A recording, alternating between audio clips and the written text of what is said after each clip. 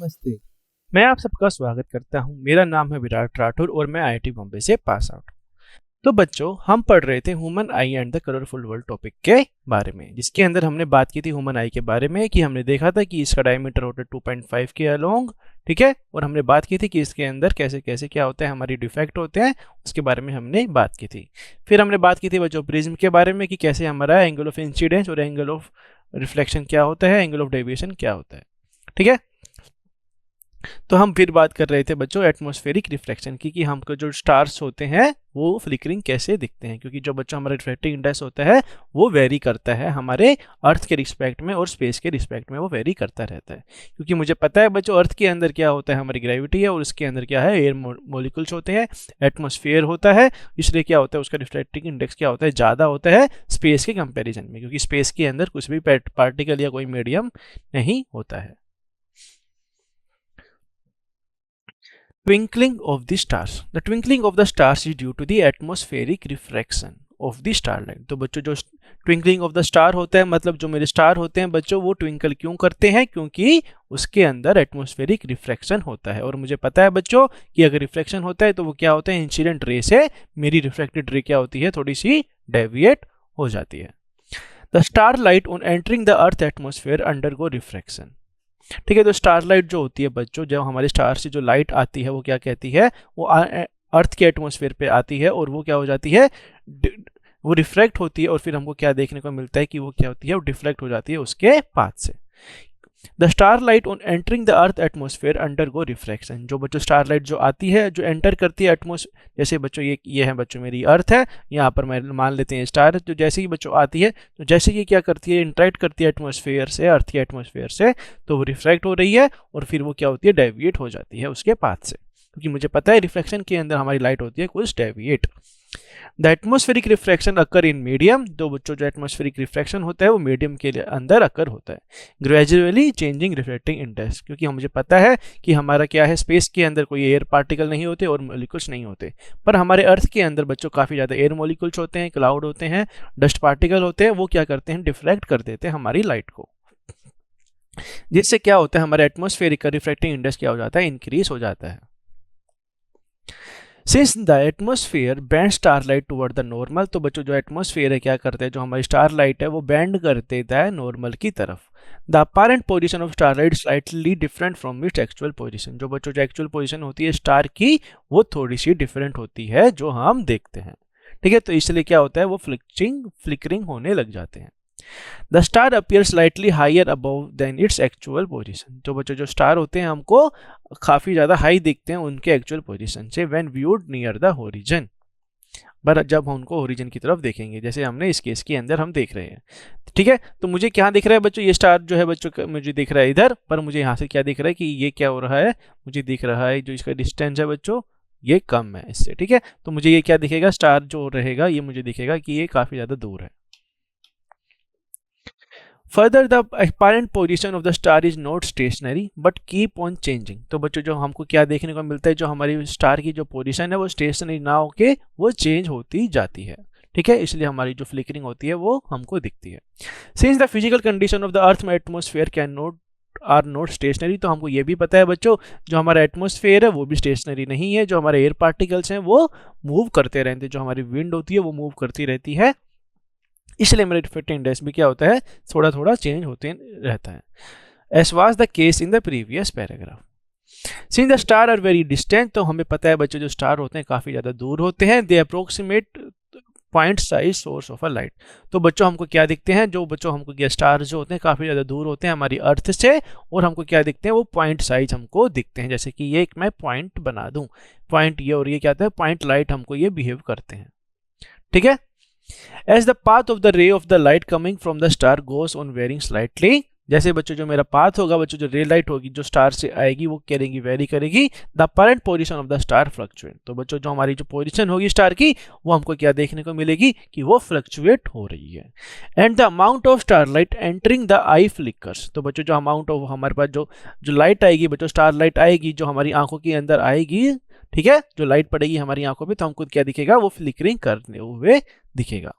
The star sometime appear brighter, तो उस time पे हमको क्या दिखेगा बच्चों, हमको क्या दिखेगा, हमको दिखेगा कि स्टार कभी कभी ब्राइट हो रहा है और कभी कभी क्या हो रहा है, फेंट हो रहा है। At the same other time फेंटर, which is twinkling effect, जिसे हम क्या कहते हैं, ट्विंकलिंग इफेक्ट भी हम जिसे कहते हैं कि एक टाइम पे मुझे लग रहा है कि मेरा स्टार जो हो रहा है ब्राइट हो रहा है और मुझे लग रहा है कि एक टाइम के बाद वो क्या हो रहा है, वो फेंट हो रहा है। ठीक है, इसी इफेक्ट को हम कहते हैं twinkling effect. Why don't the planet twinkle, तो हमसे पूछ रहे कि जो हमारे प्लैनेट होते हैं क्यों वो ट्विंकल नहीं करते। देखते हैं क्यों वो ट्विंकल नहीं करते। The planet are much closer to the earth, ये कह रहा है कि जो प्लैनेट्स होते हैं बच्चों वो काफ़ी ज़्यादा क्लोज होते हैं अर्थ के। जैसे बच्चों हमारा मार्स है, मरकरी है, वीनस है, ठीक है, ये प्लैनेट क्या होते हैं अर्थ के रिस्पेक्ट में, कि अर्थ के कंपैरिजन में क्या है, ये काफ़ी ज़्यादा पास है। And earth has seen as extended source, तो हम उसको एक सोर्स की तरह भी हम उसे देख सकते हैं।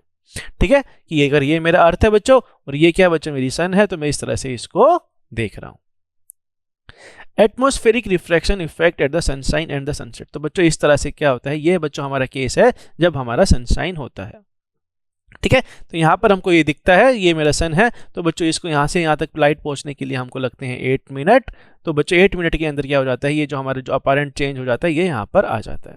ठीक है, तो हमको इस टाइम पे जैसे कि ये बच्चों जैसे हम ये हमारा हो गया, तो इसका मतलब क्या हो गया, हमारा क्या हो गया, हमारा सनराइज हो गया है। पर हमको जब सनराइज तब जब दिखता है 8 मिनट के बाद, और 8 मिनट के अंदर जो लाइट होती है वो ट्रैवल करके हमारे अर्थ पे आती है, तो ये डिस्टेंस ये इतना ट्रैवल कर लेता है 8 मिनट के अंदर। तो हमको ये वाली पोजीशन दिखती है 8 मिनट के बाद में, जब ये पोजीशन ये यहाँ पर आ जाती है।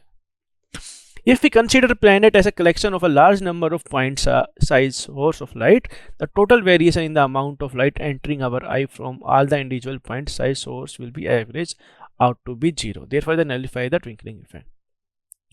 कह रहा है कि अगर हम मान लेते हैं, कंसिडर करें प्लैनेट को, क्या है वो large number of point size source है, मैं मान लूँ कि काफ़ी जो मेरे प्लैनेट्स है उनको मैं पॉइंट साइज सोर्स मान रहा हूँ लाइट का, तो जो मेरा टोटल वेरिएशन होगा बच्चों, जो amount of light entering our I will be, तो जो बच्चों जो हमारे पास जो एंटर करेगी हमारी आई के अंदर जो हमारी प्लैनेट की लाइट होंगी, उनको मैं क्या करूँगा, उनको मैं जो एवरेज लूँगा, तो वो एवरेज जो आएगा मेरा 0, तो जो कि कर देगा बच्चों मेरे को नलीफाई कर देगा, वो ट्विंकलिंग इफेक्ट को वो नलीफाई कर देगा। ठीक है, इसलिए जो हमारे प्लैनेट होंगे वो हमको ट्विंकलिंग करते हुए नहीं दिखेंगे। अब बात करते हैं बच्चों हम एडवांस सनशाइन और डिलेड सनसेट के बारे में। ठीक है, the sun is visible to us at about 2 minute before the actual sunrise, तो बच्चों जो हमारा जो क्या होता है, जैसे कि अगर ये मेरा सन है, sun is visible to us about 2 minute before, तो मतलब 2 मिनट पहले ही हमको वो दिख जाता है उसके सनराइज होने से पहले, and about 2 minute after the actual sunset because of the atmospheric reflection.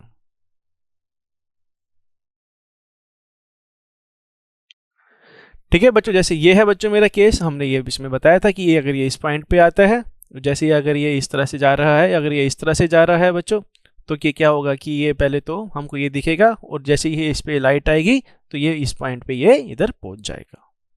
ठीक है, तो हमको क्या दिखता है, एक्चुअल सनराइज हमको नहीं दिखता है, उसके अंदर हमको एडवांस और डिलीट सनसेट हमको देखने को मिलता है।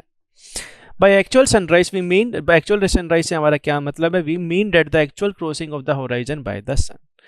Figure 10.10 show the actual and the apparent position of the sun with respect to the horizon. तो बच्चों हमारी फिगर है, ये हमको बता रही है apparent position of the sun.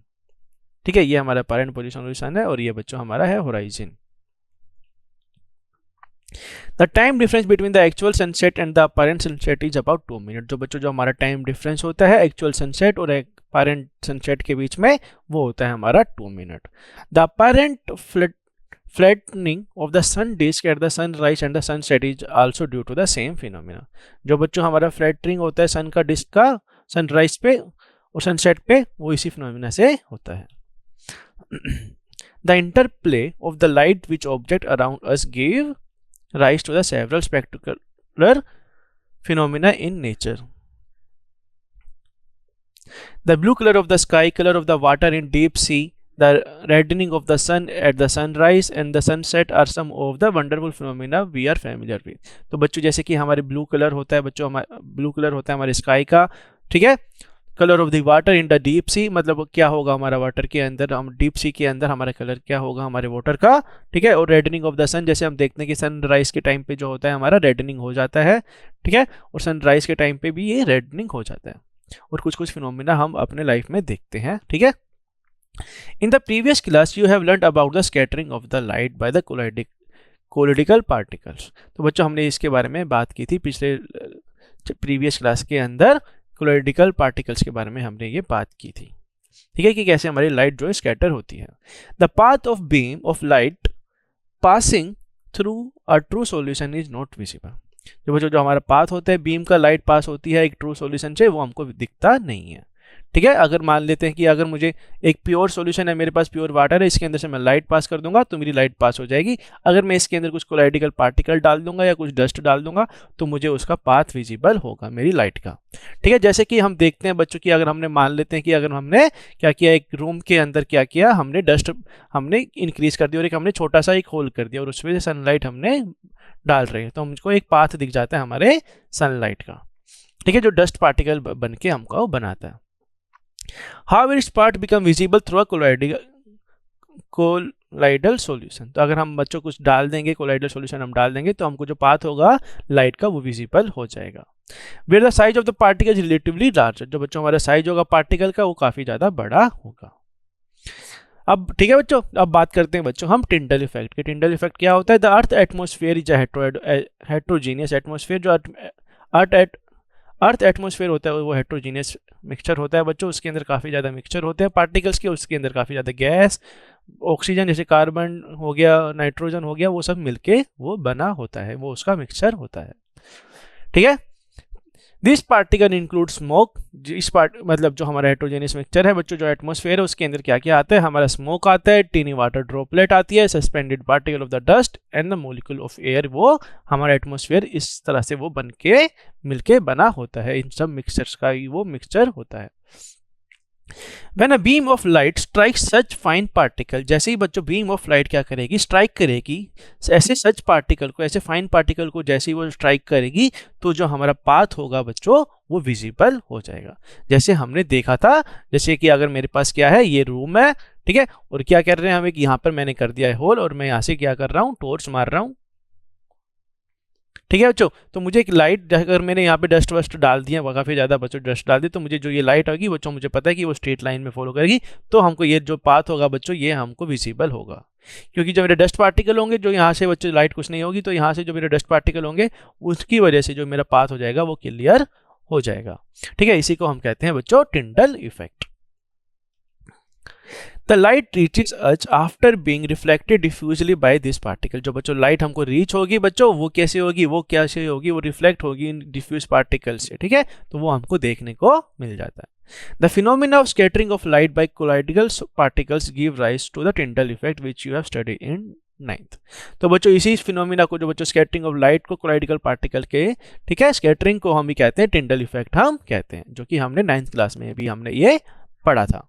This phenomena is seen when a fine beam of sunlight enter a smoke filled room through a small whole.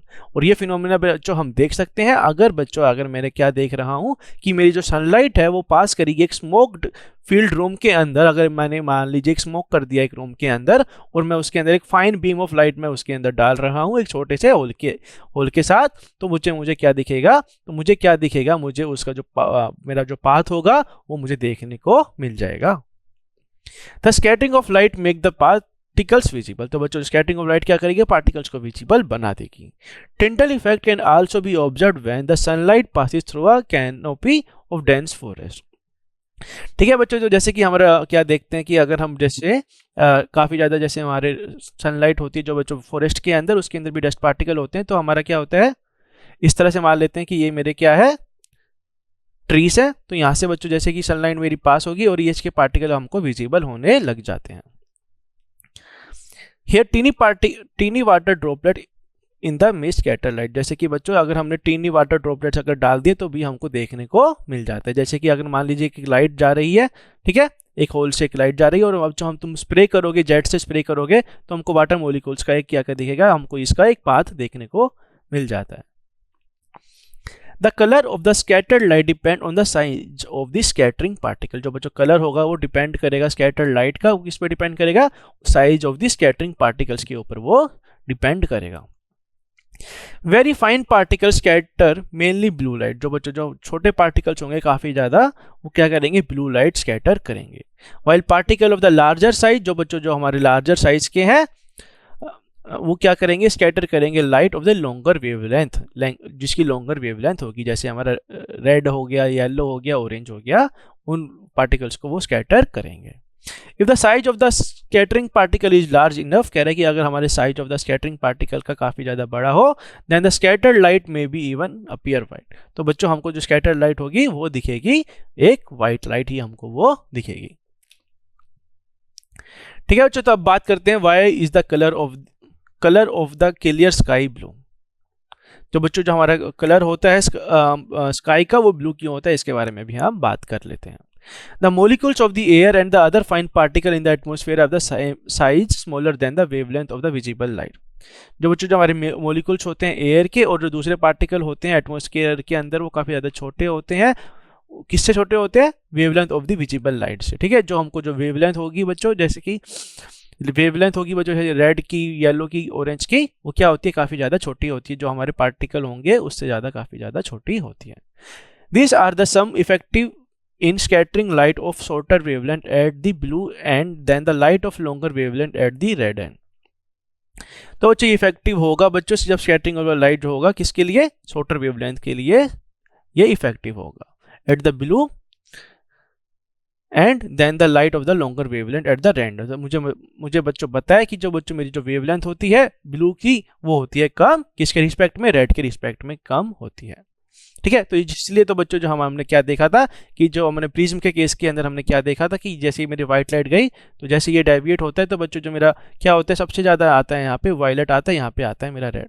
ये वायलेट सबसे ज़्यादा क्या होता है, मेरा डेविएट होता है, और ये डेविएट होता है क्योंकि इसकी जो वेवलेंथ होती है बच्चों, वो छोटी होती है, किसके रिस्पेक्ट में, रेडियस के, सॉरी रेड कलर के रिस्पेक्ट में कम होती है। The red light has wavelength about 1.8 times, कह रहा है कि जो रेड लाइट की जो होती है बच्चों वेवलेंथ, वो 1.8 टाइम्स होती है बड़ी, किससे, ब्लू लाइट से। ठीक है, इसलिए वो क्या होता है, हमारा कम स्कैटर्ड होता है, कम डेविएट होता है। Thus when sunlight pass through the atmosphere, की जैसी बच्चों जो हमारी सनलाइट पास करेगी एटमॉस्फेयर से, the fine particles in air scatter the blue color। ठीक है, तो जैसे बच्चों मेरी सनलाइट पास होगी एटमॉस्फेयर से, तो मेरे जो फाइन पार्टिकल होंगे एयर के, वो स्कैटर करेंगे ब्लू कलर। ठीक है, शॉर्टर वेवलेंथ के वो स्कैटर करेंगे मोर स्ट्रॉन्गली देन दी रेड, क्योंकि बच्चों मुझे पता है, क्योंकि वो स्कैटर करेंगे ब्लू लाइट को रेदर देन दी रेड, क्योंकि मुझे पता है, क्योंकि जो ब्लू लाइन का जो है वेवलेंथ, वो शॉर्टर है, किससे, वो शॉर्टर है मेरे रेड से। The scattered blue light enter our eye, जो बच्चों इसलिए बच्चों क्या होगी, जैसे कि मुझे पता है कि जो मेरी ब्लू कलर है बच्चों, वो क्या होगी, इसकी शॉर्टर वेवलेंथ है, तो वो होगी ज़्यादा डेविएट, तो इसलिए बच्चों जो हमारे ब्लू लाइट होगा काफ़ी ज़्यादा स्कैटर्ड होगा, और यही हमको हमारी आंखों में दिखेगा। इसलिए हमको जो हमारा स्काई होता है वो हमको ब्लू दिखाई देता है। If the earth had no atmosphere, की कह रहा है कि अगर अर्थ के पास कोई एटमॉस्फेयर नहीं होगा, there would not have been any scattering, अगर बच्चों एटमॉस्फेयर नहीं होगा अर्थ के पास, तो वहां पर कोई भी स्कैटरिंग नहीं होगा, और हमको हमारा स्काई ब्लू नहीं दिखेगा। Then the sky would have look dark, अगर बच्चों इस तरह से हुआ, अगर कोई एटमॉस्फेयर नहीं है, तो बच्चों मेरे को जो स्काई दिखेगा वो मुझे दिखेगा डार्क।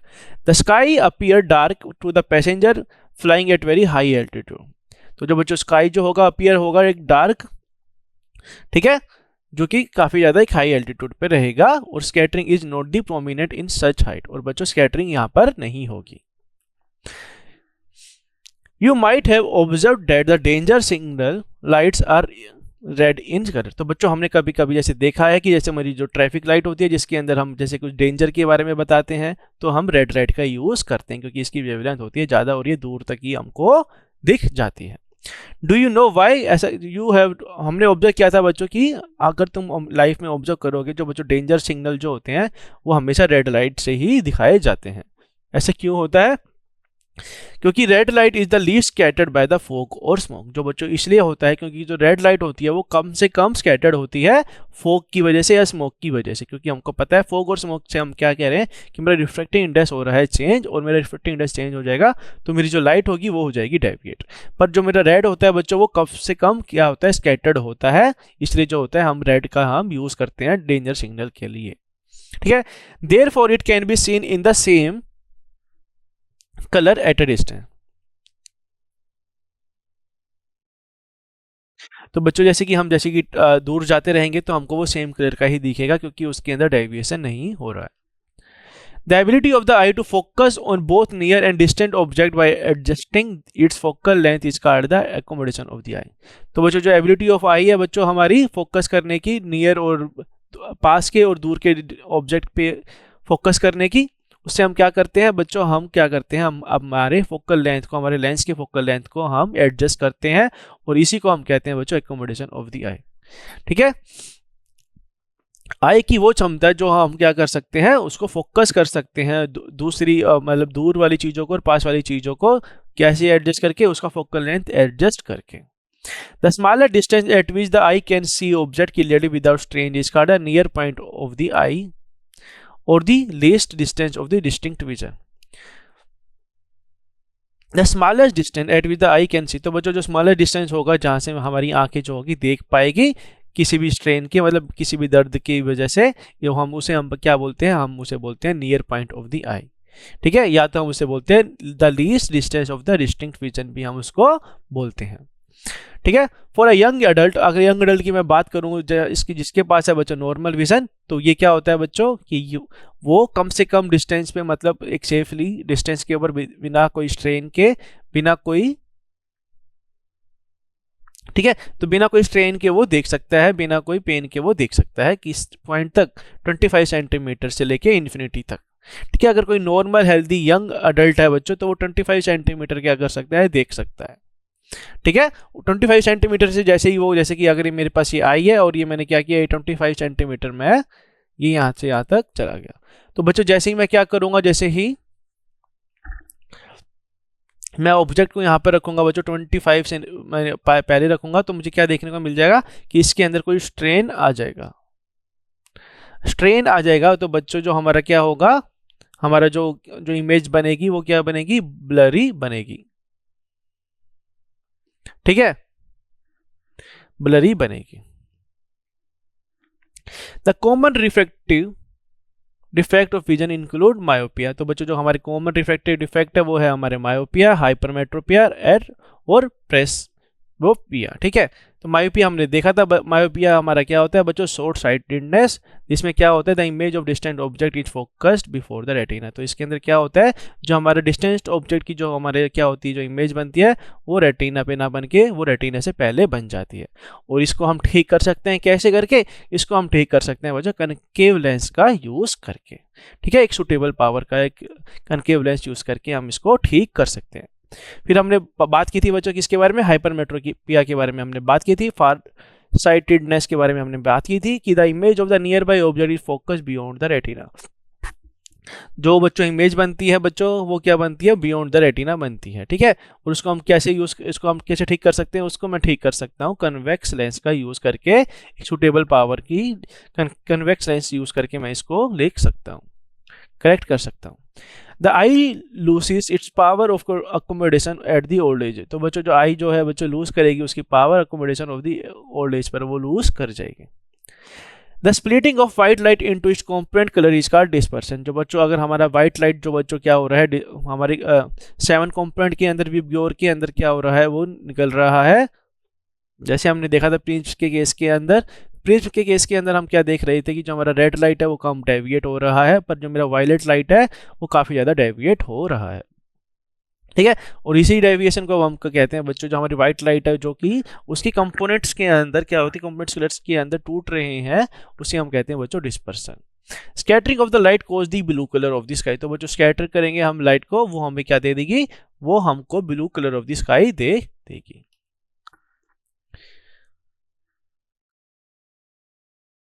ठीक है बच्चों, तो हमने देख लिया ये सब समरी हमने देख लिया। अभी करते हैं हम एक्सरसाइज।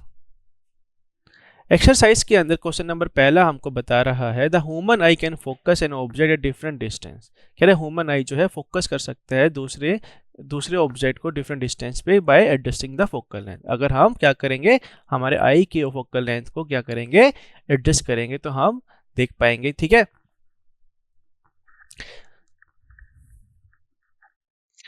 ठीक है बच्चों, तो हम क्या कर सकते हैं, हमारे फोकल लेंथ को चेंज करके हम दूसरे डिस्टेंस को देख सकते हैं। तो इसको हम, ये किसकी वजह से होगा, ये होगा क्या, प्रेस्बोपिया की वजह से होगा, या एकोमोडेशन की वजह से होगा, या नियर साइटेडनेस की वजह से होगा, या फार साइटेडनेस की वजह से ये होगा।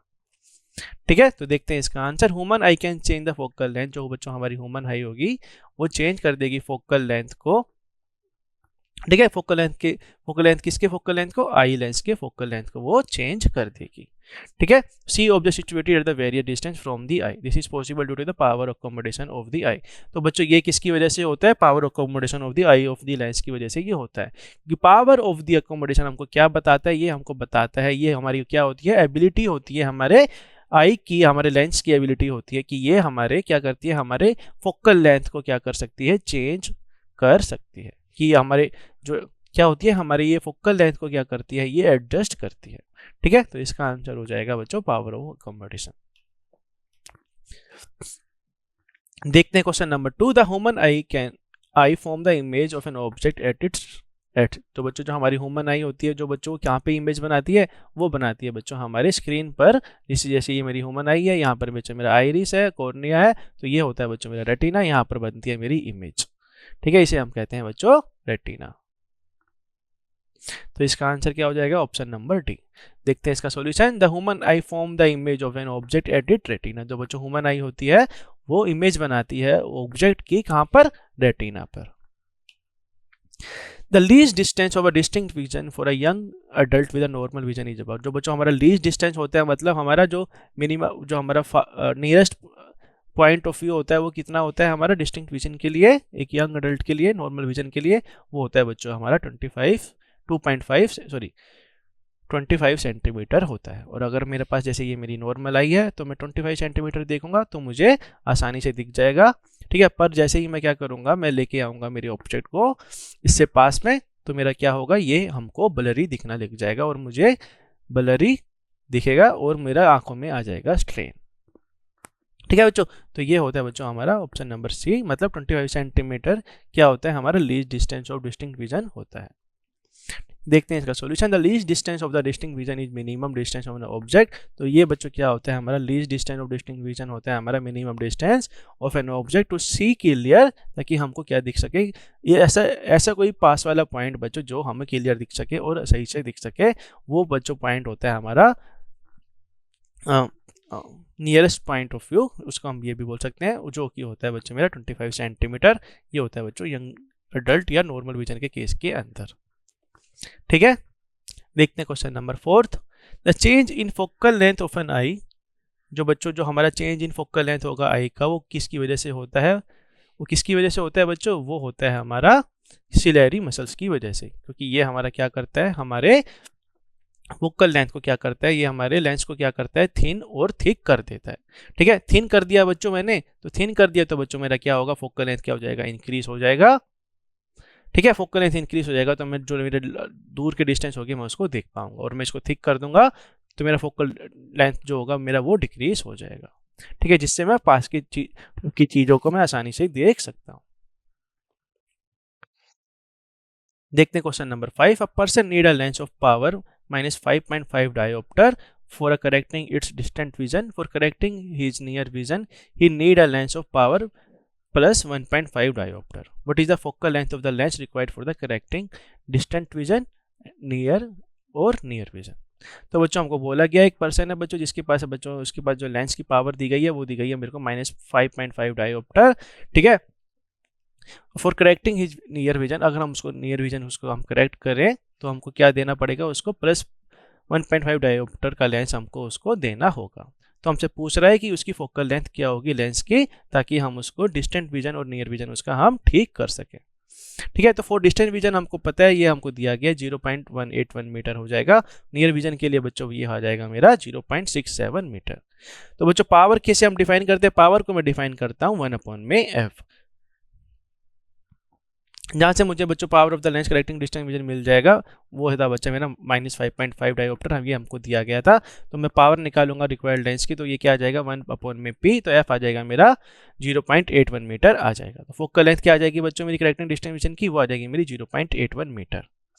तो दूसरे केस के अंदर बच्चों तो power of the lens use for correcting near vision, वो है बच्चों हमको दिया गया करेक्टिंग विजन के लिए प्लस 1.5 डायोप्टर। तो फोकल लेंथ में निकालूंगा तो यहाँ से मेरी आएगी फोकल लेंथ